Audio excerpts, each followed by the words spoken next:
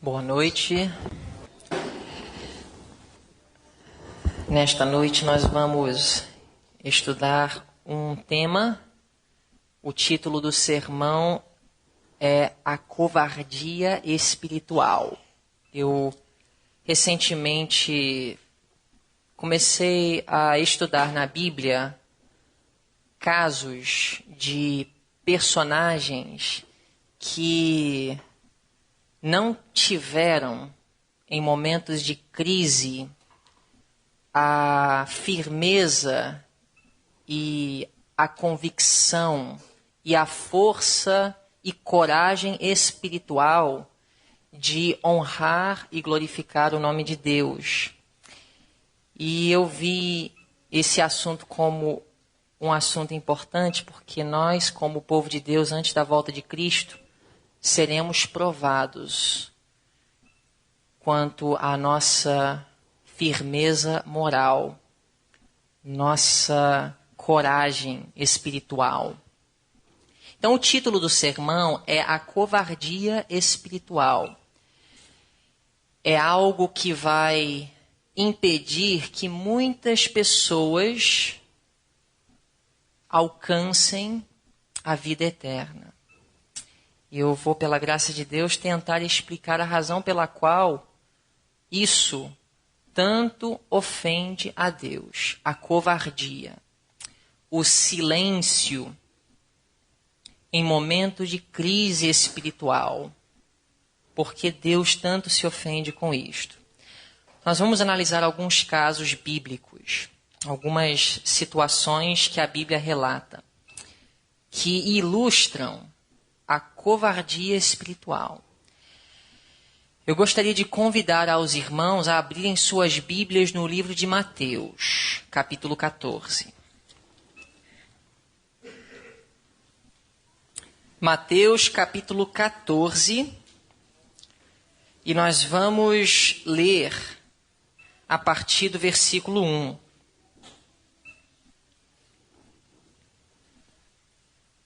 A Bíblia diz o seguinte: Naquele tempo ouviu Herodes, o tetrarca, a fama de Jesus, e disse aos seus criados: Este é João o Batista, ressuscitou dos mortos, e por isso estas maravilhas operam nele.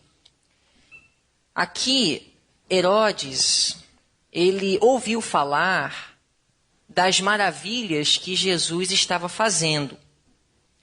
E nós podemos notar que Herodes estava com uma consciência muito pesada. Ele estava cheio de medo. Quando ele soube daquilo que Jesus estava fazendo, ele automaticamente pensou que isso era João Batista. No verso 3 diz que Herodes tinha prendido João e tinha o maniatado e encerrado no cárcere, por causa de Herodias, mulher de seu irmão Filipe. No versículo 4 diz: Porque João lhe dissera, não te é lícito possuí-la. E, querendo matá-lo, temia o povo, porque o tinham como profeta. Festejando-se, porém, o dia natalício de Herodes, dançou a filha de Herodias diante dele e agradou a Herodes. Então, numa certa noite, um tempo atrás, aqui Mateus relatando a história, ele fala de uma ocasião em que Herodes estava em uma festa e a filha de Herodias dançou perante Herodes e o agradou. E no versículo 7 diz: Por isso prometeu com juramento dar-lhe tudo o que pedisse. E no versículo 8 diz: E ela, instruída previamente por sua mãe, disse: Dá-me aqui num prato a cabeça de João o Batista. Os irmãos sabem como Herodes se sentiu neste momento? Os irmãos já se aprofundaram nessa história. Os irmãos acham que Herodes ele queria matar João Batista? O que vocês acham? Ele não queria matar João Batista. Se vocês lerem no relato de Marcos e Lucas, vocês vão perceber que Herodes ele tinha até um certo respeito por João Batista. Porém, nessa ocasião, ele foi levado pelo apetite e ele permitiu que a emoção governasse a ração e, de repente, em uma situação assim que ele não raciocinou direito, imprudentemente, ele jurou que ele faria o que a filha de Herodias o pedisse. E, estrategicamente, foi pedido a cabeça de João Batista, porque essa mulher foi muito ofendida por João Batista, porque ele falou a verdade, sem temer as consequências. Mas eu gostaria de mostrar para os irmãos nessa história o que eu queria frisar, que está aqui no versículo 9. E o rei afligiu-se, mas por causa de quê? Do juramento. Mas olha a próxima frase. E dos que estavam à mesa com ele, ordenou que se lhe desse. E mandou degolar João no cárcere. Por que João morreu? Foi por causa do juramento, mas, além do juramento, Mateus relata que João Batista foi afligido também por causa dos que estavam à mesa. O primeiro exemplo de covardia espiritual que eu gostaria de apresentar para os irmãos nesta noite é o exemplo daqueles que estavam à mesa com Herodes. Eu não vou falar de Herodes, eu não vou falar de sua esposa e nem da filha de sua esposa. Eu gostaria de, nesta noite, apresentar para os irmãos, talvez, um grupo nessa história que vocês nunca observaram. Aqueles que estavam onde? À mesa. Quantos neste mundo são iguais àqueles que estavam à mesa naquele dia com Herodes? Sabe qual foi a razão pela qual João perdeu sua vida? Por causa da covardia daqueles que estavam à mesa. Sabe qual foi a causa, além do óbvio, da morte deste grande homem de Deus? O silêncio em um momento de crise. A irmã White fala claramente no livro Desejado de Todas as Nações que se aqueles que estavam à mesa naquela noite tivessem se posicionado firmes e tivessem se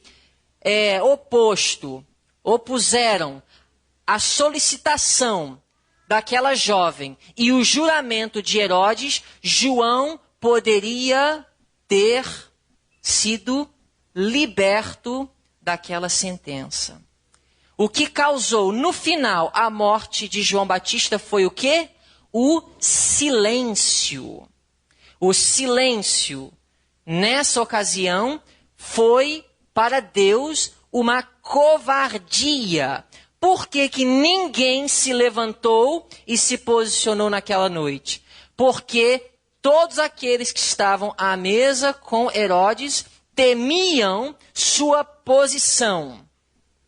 temiam sua reputação ser prejudicada, temiam sua segurança, temiam seu futuro, temiam o que haveria de acontecer com eles se eles tivessem se levantado a favor de João. Mas a irmã White fala que se só um deles tivessem se levantado, tivessem se oposto, João poderia ter salvo sua vida. Silêncio. Vocês conseguem lembrar outras ocasiões na Bíblia em que pessoas demonstraram a mesma covardia? Vamos abrir no livro de 1 de Reis. 1 de Reis, capítulo 18.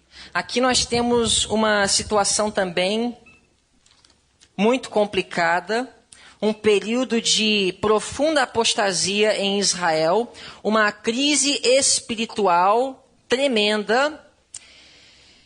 E a Bíblia fala em 1 de Reis, capítulo 18, os irmãos conhecem a história.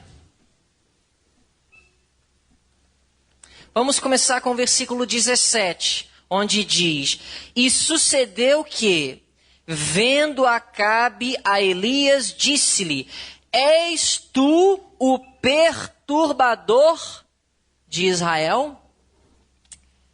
Então disse ele: Eu não tenho perturbado a Israel, mas tu e a casa de teu pai, porque deixastes os mandamentos do Senhor e seguistes a Baalim. Agora, pois, manda reunir-se a mim todo Israel no Monte Carmelo, como também os 450 profetas de Baal e os 400 profetas de Acera, que comem da mesa de Jezabel. Aqui nós temos uma situação que Deus ia usar para honrar e glorificar o seu nome, porque por muitos anos o nome de Deus foi desonrado em sua igreja. A apostasia tomou conta da igreja de Deus e oficialmente o culto a Baal foi estabelecido. E os profetas de Baal foram exaltados como os ministros da nação, os ministros espirituais. E aqueles que tinham uma ligação direta com Deus foram considerados hereges e o próprio Elias perturbador de Israel. Mas agora o povo teve uma oportunidade dada por Deus de se posicionar. Deus orquestrou as circunstâncias. Ele ia glorificar o seu nome. Ele iria se manifestar a favor daqueles que estavam em harmonia com a sua verdade. Mas a Bíblia relata, mais uma vez, um caso muito triste de covardia espiritual. No versículo 20 diz assim: Então Acabe convocou todos os filhos de Israel e reuniu os profetas no Monte Carmelo. Então Elias se chegou a todo o povo e disse: Até quando cocheareis entre dois pensamentos? Se o Senhor é Deus, segue-o, ou segui-o, e se Baal, segui-o. Porém, o povo fez o quê? Nada lhe respondeu. Os irmãos sabem quantas pessoas, naquela ocasião, queriam se posicionar com Elias? Muito não. 7.000 não. 7.000 já estavam. Só que Elias, ele não sabia que essas pessoas estavam em harmonia com Deus. Mas nessa ocasião, haviam muitas pessoas, além dos 7.000, que sabiam que o certo era se posicionar com Elias. Além dos 7.000, haviam muitas pessoas que tinham uma convicção no coração que Elias era de Deus e que esses profetas de Baal não são do Senhor, que eles não nos alimentam espiritualmente, que eles não estão servindo a Deus, que eles estão trazendo ruína. Eles sabiam no fundo do coração, eles tinham uma convicção de que aquela seca de 3 anos e meio foi resultado da apostasia que veio por causa de Jezabel e os profetas de Baal. Tinham pessoas naquela ocasião que queriam, desejavam estar ao lado de Elias. Mas havia um certo elemento de dúvida. Será que Elias realmente é de Deus? Será que se nós, nesta noite, nos posicionarmos com Elias declaradamente, oficialmente, nós não estaríamos correndo risco, se Elias não for de Deus, de perder nossas vidas? Porque vocês sabem que todos aqueles que se posicionavam a favor da verdade naquela época, estavam correndo o risco de perder a própria vida. Como aqueles profetas de Deus que foram escondidos, lembram? Deus ele teve que esconder muitos de seus servos, porque não era seguro eles se manifestarem. Irmãos, haviam pessoas que tinham convicção da verdade, mas não tinham suficiente firmeza moral de se posicionarem naquela situação em que Elias fez o seu apelo. Ficaram calados. Por quê? Medo. Porque sabiam que se no final Elias fosse um derrotado, eles seriam derrotados junto com Elias. Então eles ficaram calados. Nem se posicionaram aqui, nem ali. Vamos ficar neutros. Só que a neutralidade em momento de crise espiritual é a pior forma de hostilidade contra Deus. E muitos deixaram de seguir a Jesus porque queriam se manter neutros. Vamos abrir nossas Bíblias no livro de João. Gostaria de mostrar outro exemplo de covardia espiritual. João capítulo 9.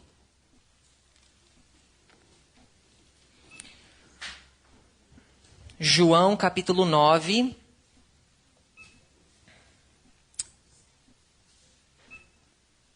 Verso 16. João 9:16 diz: Então alguns dos fariseus diziam: Este homem não é de Deus, pois não guarda o sábado.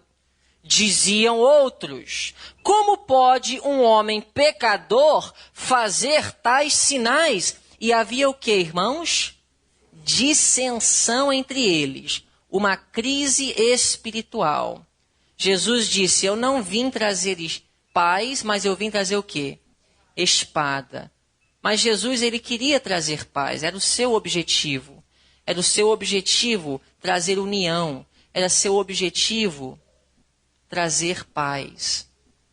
Mas, infelizmente, cada lugar que Jesus visitava parecia que trazia grande divisão. Por quê? Alguns diziam: Este homem não é de Deus. Outros diziam: Este homem faz tudo isso, como pode ele não ser de Deus? Havia confusão, dúvidas. Verso 17. Tornaram, pois, a dizer ao cego: Tu que dizes aquele que te abriu os olhos? Tu que dizes daquele que te abriu os olhos? E ele respondeu: Que é profeta. Os judeus, porém, não creram que ele tivesse sido cego e que agora visse, enquanto não chamaram os pais do que agora via. Verso 19. E perguntaram-lhes, dizendo: É este o vosso filho, que vós dizeis ter nascido cego? Como, pois, vê agora? Os fariseus ficaram num dilema, porque eles afirmaram: Ele não é de Deus, falando de Jesus.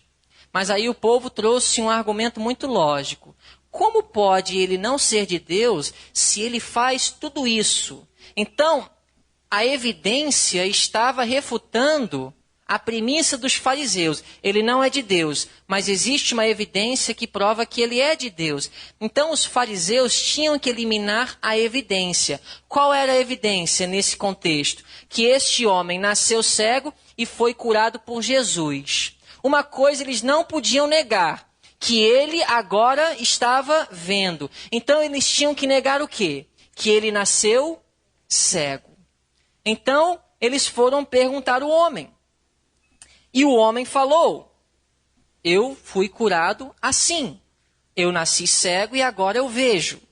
Então, sendo que eles não conseguiram a resposta que eles queriam do homem, eles tentaram reverter a situação e foram até os pais. E os pais estavam por dentro de tudo. Os pais sabiam muito bem o que estava acontecendo. E agora eles tinham que tomar uma decisão. Não poderiam permanecer neutros. No versículo 19. E perguntaram-lhes, dizendo: é este o vosso filho, que vós dizeis ter nascido cego? Como, pois, vê agora? Seus pais lhes responderam e disseram: sabemos que este é o nosso filho e que nasceu cego, mas como agora vê, não sabemos. Ou quem lhe tem aberto os olhos, não sabemos. Tem idade? Perguntai-lhe a ele mesmo, e ele falará por si mesmo. Parece que eles fizeram algo louvável, ou que poderíamos aprovar. Eles falaram, confirmaram, sim, ele nasceu cego. Nós confirmamos que ele nasceu cego. Ele é o nosso filho, sim. Mas agora, como ele vê agora, não sabemos. Eles queriam se esquivar da situação. Só que tinha um problema. Eles sabiam que ele nasceu cego, isso eles declararam, e também sabiam como ele foi curado. No verso 22 fala a razão pela qual eles não foram 100% honestos e não se posicionaram firme. Seus pais disseram isto, se esquivaram da situação, porque temiam os judeus. Porquanto já os judeus tinham resolvido que, se alguém confessasse ser ele o Cristo, fosse o quê? Expulso da sinagoga. Eles não queriam perder sua posição. Eles não queriam perder sua boa reputação entre seus irmãos. Eles não queriam ser disciplinados, prejudicados. Eles não queriam enfrentar as consequências de serem transparentes e firmes e verdadeiros. Sabiam muito bem quais seriam as consequências de dizer sim, este é o nosso filho, ele nasceu cego e este homem o curou. Covardia espiritual. Vamos ver o que diz em João 12. João capítulo 12, versículo 42 e 43. Diz assim: apesar de tudo, até muitos dos principais creram nele, creram em Jesus. As evidências eram irrefutáveis. Tudo indicava que este era o Messias. Este era o enviado de Deus. Tudo indicava. Nicodemos, ele tinha uma convicção tão forte, sua consciência ficou tão perturbada, que ele foi visitar Jesus de noite. Ele queria conhecer mais profundamente, mas ao mesmo tempo não se comprometer e não se colocar numa posição de risco. Muitos outros, além de Nicodemos, creram nele, mas não fizeram o quê? não o confessavam por causa dos fariseus, para não serem expulsos da sinagoga, porque amavam mais a glória dos homens do que a glória de Deus. Eu espero que isso não seja o nosso caso. A primeira mensagem angélica diz: temei a quem? A Deus e dai-lhe glória. Nos últimos dias haverão 2 grupos na terra: aqueles que têm o temor de Deus e aqueles que têm o temor dos homens. 2 grupos: aqueles que sofrerão a ira dos homens e aqueles que sofrerão a ira de Deus. Quais dos 2 você quer pertencer? Temei a Deus e dai-lhe glória. Aqueles que ficaram calados nos dias de Elias tinham o temor de Acabe. Os pais do homem cego tinham o temor dos fariseus. Aqueles que ficaram sentados naquela festa de Herodes tinham o temor de Herodes e sua esposa. Estes principais que creram nele, mas não o confessavam, tinham o temor de seus superiores. Mas a Bíblia fala no livro de Gálatas, capítulo 1, verso 10. Gálatas, capítulo 1, verso 10. A Bíblia nos diz: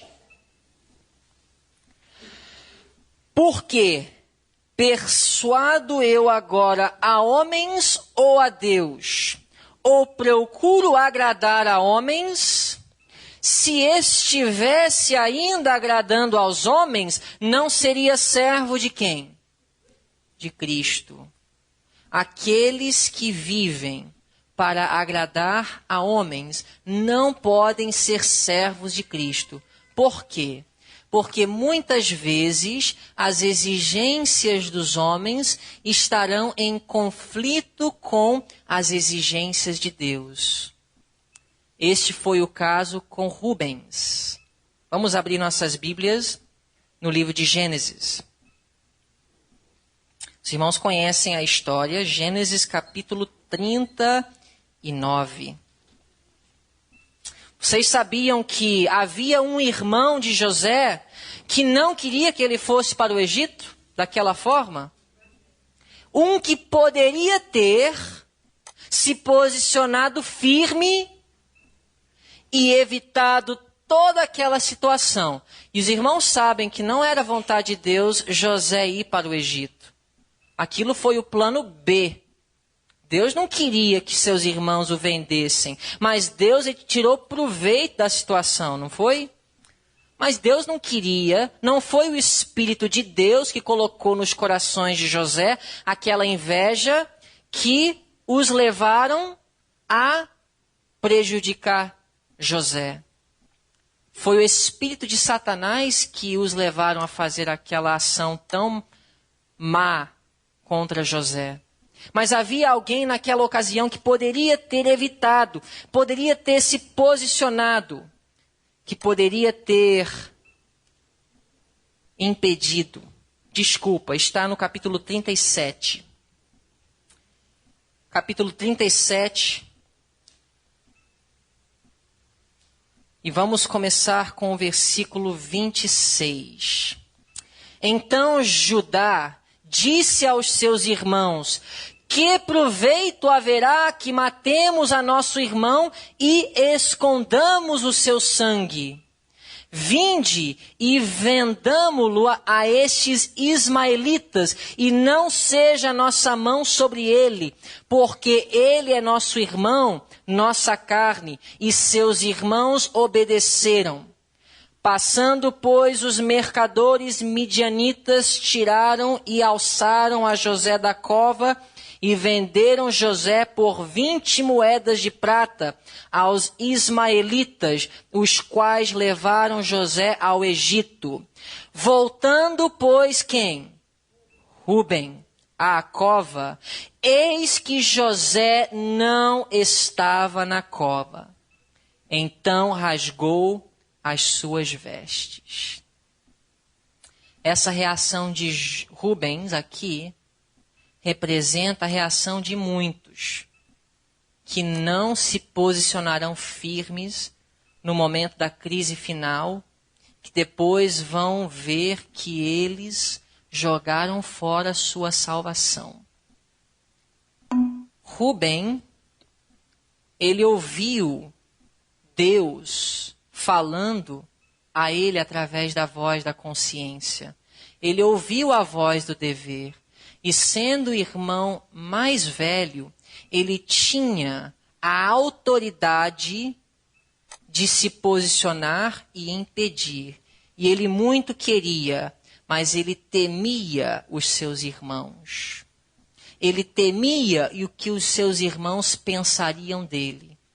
E, portanto, o final foi anos de sofrimento. Os irmãos sabem o quanto Rubem sofreu por uma falta de firmeza moral?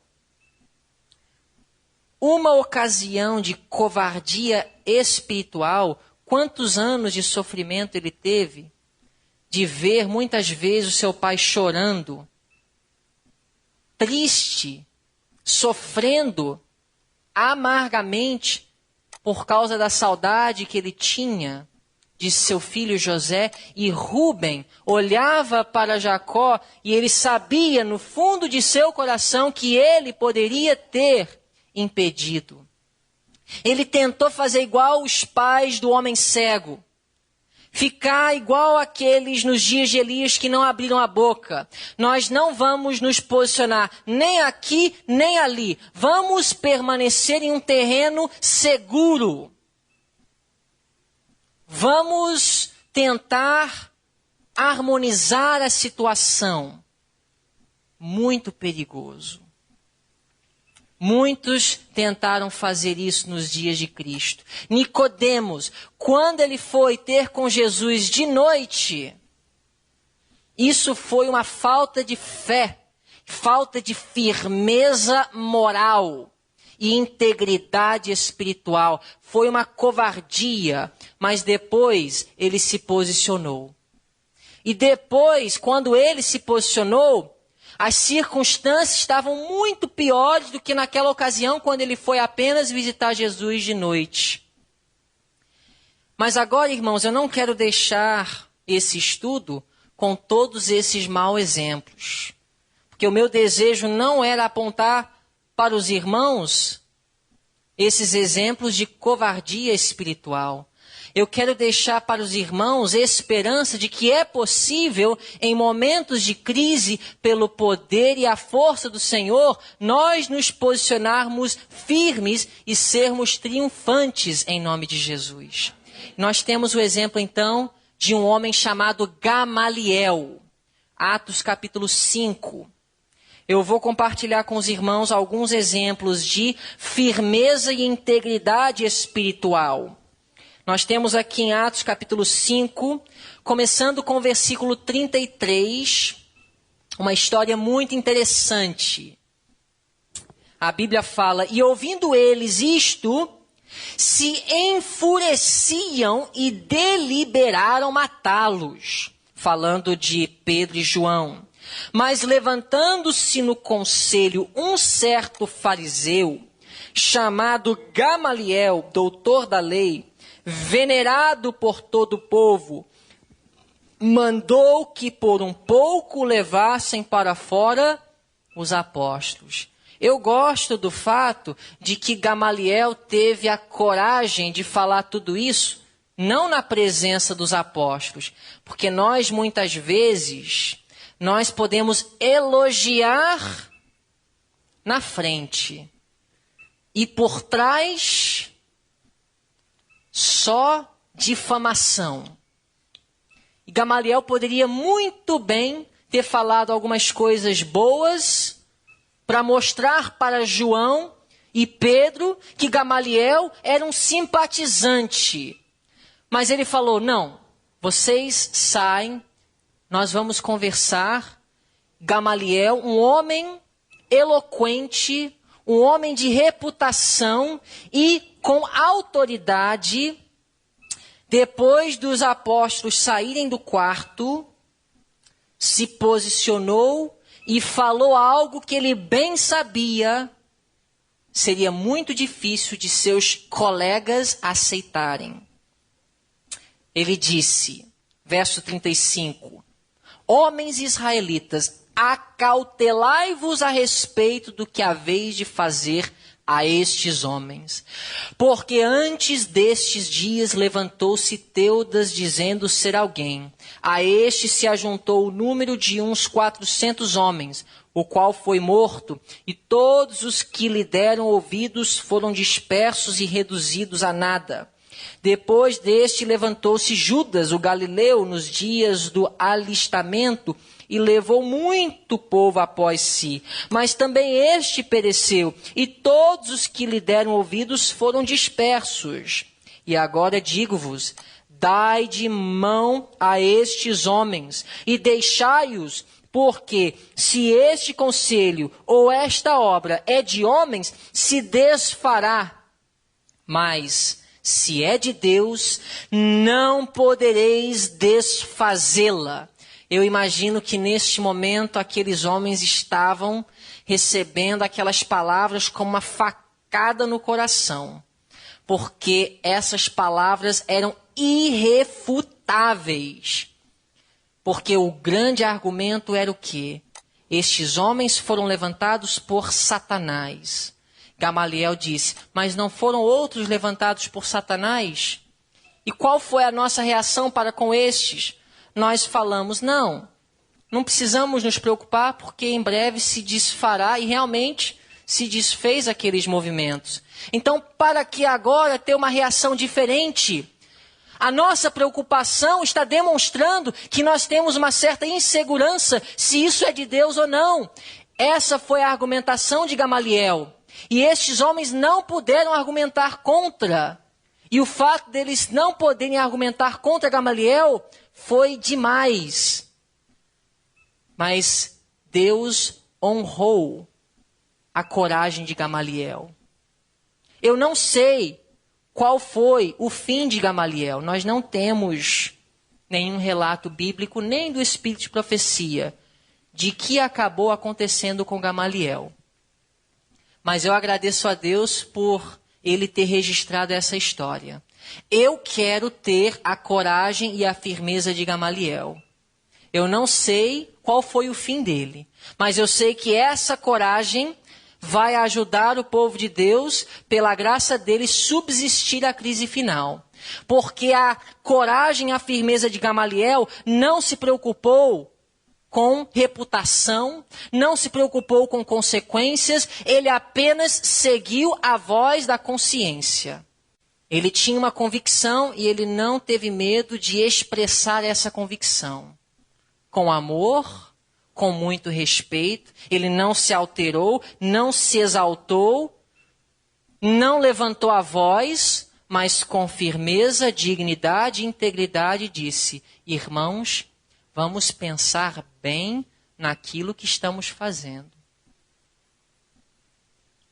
E nenhum dos servos de Deus devem perder o respeito para com aqueles que estão os perseguindo. Nós temos o exemplo de Ananias, Misael e Azarias. Vamos abrir em Daniel 3. Outros exemplos de coragem e firmeza espiritual. Eles poderiam muito bem ter dobrado os joelhos naquele dia para ficar nem lá nem cá. Vamos nos proteger e ao mesmo tempo nós não estamos adorando, porque sabemos que não é Deus mesmo, mas Deus vai entender que ao dobrarmos os joelhos, nós estamos preservando nossa vida e Deus quer que nós preservemos nossa vida, porque nossa vida é importante, nós somos testemunhas dele aqui em Babilônia. Eles poderiam ter racionalizado à vontade, mas para eles era preferível morrer do que pecar. Daniel 3, versículo 16. Responderam Sadraque, Mesaque e Abednego e disseram ao rei Nabucodonosor: não necessitamos de te responder sobre este negócio. Eis que o nosso Deus, a quem nós servimos, é que nos pode livrar. Ele nos livrará da fornalha do fogo ardente e da tua mão, ó rei. E, se não, fica sabendo, ó rei, com todo respeito, que não serviremos a teus deuses, nem adoraremos a estátua de ouro que levantaste. E a fé, coragem e firmeza desses 3 jovens é uma representação daqueles que passarão pelo tempo de angústia de Jacó, que subsistirão à prova final, que não adorarão a besta nem sua imagem, que preferem morrer do que pecar, que não amam suas vidas até a morte, que são fiéis até a morte. Eles representam a última geração. Meus irmãos, nós precisamos hoje desenvolver, pela graça de Deus, essa coragem. Quantas vezes nós ficamos calados? Por exemplo, você está numa situação e você sabe que naquela situação o que está ocorrendo é nada mais, nada menos do que uma fofoca. E você sabe muito bem o que Deus fala através da Bíblia e do Espírito de profecia sobre a fofoca. E você sabe muito bem que o Espírito de profecia claramente aconselha que é o nosso dever, quando nós estamos num ambiente onde a fofoca está ocorrendo, que nós temos o dever moral de nos posicionar, levantar a nossa voz com respeito e dizer: meu irmão, não devemos continuar essa conversa. Mas quantas vezes nós ficamos calados, sabendo que Deus não está aprovando aquela conversa? Eu quero trazer uma aplicação prática. Porque se hoje, em situações tão simples assim, nós não temos a coragem de até mesmo ofender, não por nossa falta de Espírito de Cristo, mas às vezes a palavra, mesmo dita com todo amor em si, por ela chocar com os desejos carnais do coração ou ferir o orgulho, vai trazer a ofensa. E Jesus nem sempre quis ou pôde evitar a ofensa. Se hoje nós temos medo de ofender o nosso próximo, como será então quando nossas vidas estiverem em risco? Se hoje nós não temos a firmeza moral de falar para o nosso irmão: irmão, eu acredito que essa conversa não está agradando a Deus, vamos falar sobre outro assunto? Que será de nós então quando nós tivermos que falar firmemente como Sadraque, Mesaque e Abednego? Você está numa comissão, e é uma comissão onde uma decisão importantíssima será tomada. Não é apenas uma questão de pintar a parede azul ou amarelo. É uma decisão que tem implicações morais. Há conselhos claros da Bíblia, do Espírito de profecia sobre aquela questão que será votada. E você começa a perceber que naquela comissão você é a única pessoa que não está concordando com a decisão que você sabe está em direto conflito com a Bíblia e o Espírito de profecia. E você diz: eu não posso falar nada porque eu sou único. O que eles vão pensar de mim? Que eu sou fanático, singular, radical. Esse silêncio, Deus considera hostilidade contra ele. Existe momento de ficar calado. E existe momento de levantar a voz, como diz Isaías 58:1, como trombeta, e deixar claro o que é certo e errado. E meus irmãos, quando existem implicações da salvação do nosso próximo, quando existem princípios que estão sendo feridos, Deus conta conosco, que professamos ser seus servos, de nos posicionar e deixar bem claro qual é a sua vontade. Meus irmãos, nesses últimos dias, o povo de Deus precisa da fé e da coragem de Sadraque, Mesaque e Abednego. Da fé e coragem de Pedro, que falou: mais importa obedecer a Deus do que aos homens. Precisamos ter certeza da vontade de Deus. Quando temos essa certeza, nós não podemos nem nos desviar para a direita, nem para a esquerda. Que Deus nos ajude a ter essa firmeza moral. Vamos nos colocar de joelhos. Querido e amoroso Pai que estás nos céus, Senhor, nesta noite nós estamos aqui ajoelhados perante a Tua presença, reconhecendo que muitas vezes nós temos sido covardes. Reconhecemos, Senhor, que muitas vezes ficamos calados em momentos em que o Senhor contou conosco. Nós te pedimos, ó Pai, que Tu possas nos conceder a coragem de Daniel, de Ananias, de Misael e de Azarias. Que Tu possas, ó Deus, nos ajudar a ter a fé de João Batista, que declarou claramente para Herodes qual era a verdade, sem temer o futuro e sem se preocupar com as consequências. Te pedimos, ó Pai, pela firmeza de João, Tiago e Pedro, que não temeram a prisão, mas estiveram dispostos a declarar a Tua verdade, apesar das consequências.